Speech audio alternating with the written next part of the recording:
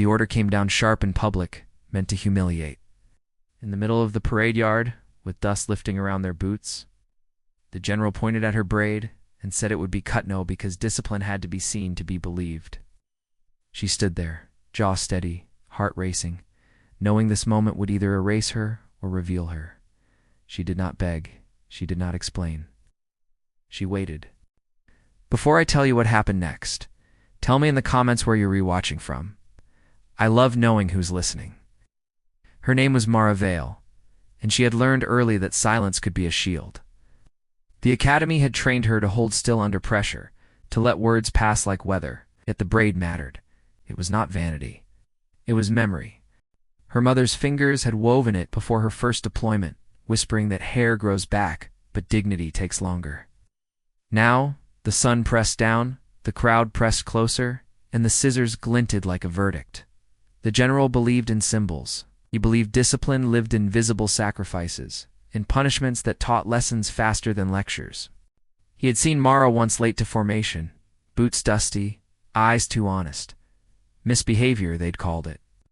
He didn't know the night she'd spent hauling a wounded recruit through a ravine, the hours she'd stood watch while others slept. Rules mattered. Context, apparently, did not. As the barber stepped forward, murmurs rippled. Some faces were curious, others uncomfortable, few were eager. Mara felt the weight of 1,000 small judgments and the heavier weight of one secret. She thought of the file locked behind seals, of the name she rarely used, of the promise she'd made to herself to be ordinary for once. She thought she'd never see him again. She was wrong. The scissors hovered. A breath held. Somewhere a flag snapped in the wind.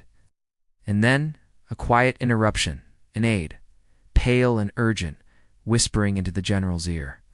The general's expression flickered, irritation hardening into confusion. He waved the aide off, annoyed at the breach. Discipline first, questions later. Proceed, he said. Metal met hair.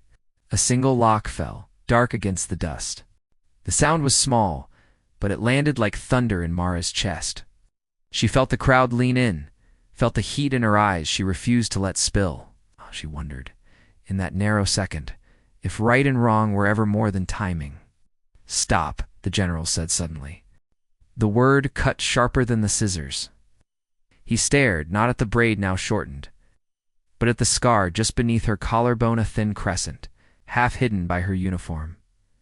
Recognition didn't come all at once. It arrived like a tide, pulling memory after memory into focus. A night raid, a burning convoy.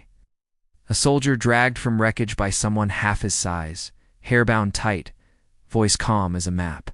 He took a step closer, searching her face. What is your service name? Mara swallowed.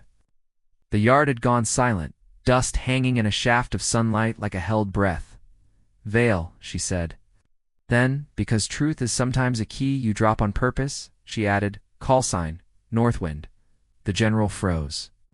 Northwind was a legend folded into reports and rumors. The operator who'd rerouted an entire evacuation under fire. The voice that had kept men alive when radios failed. The name etched into a citation the general himself had signed years ago, hands trembling with gratitude and relief.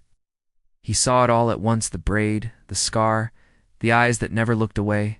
Around them, whispers broke into waves. Someone gasped. Someone else laughed in disbelief. The barber stepped back, scissors lowering, suddenly aware of history standing inches away. Mara waited. She felt the moral tension tighten like a wire. If she spoke now, she could reclaim the moment. If she stayed silent, she could teach something quieter. She chose the quiet. The general cleared his throat. Authority fought memory and lost. Why didn't you say anything? Because the rules apply to everyone, she replied gently. Even when they hurt. The words landed, not as accusation, but as mirror. The general looked at the fallen lock of hair, then at the faces watching him, young recruits learning what power did when challenged by truth. He straightened. This punishment is rescinded, he announced. And it never should have been ordered. A murmur swelled into applause, hesitant at first, then steady, then full. It rolled across the yard like weather breaking. The general turned to Mara, voice lower now. Northwind saved my brother's unit, he said, and for the first time, the steel softened. I owe you more than an apology. She shook her head. You owe them fairness, she said, nodding to the crowd. That's enough. Later, as the yard emptied and the sun dipped, the general stood alone with his thoughts. Power, he realized, was loud when it was wrong and quiet when it was right. He ordered new guidelines that day discipline tempered with listening, punishment paired with understanding. It was not redemption, but it was a beginning. Mara walked away, braid lighter, spirit steadier. The loss stung, but it did not define her. Kindness, she knew, wasn't the absence of consequence. It was the presence of care.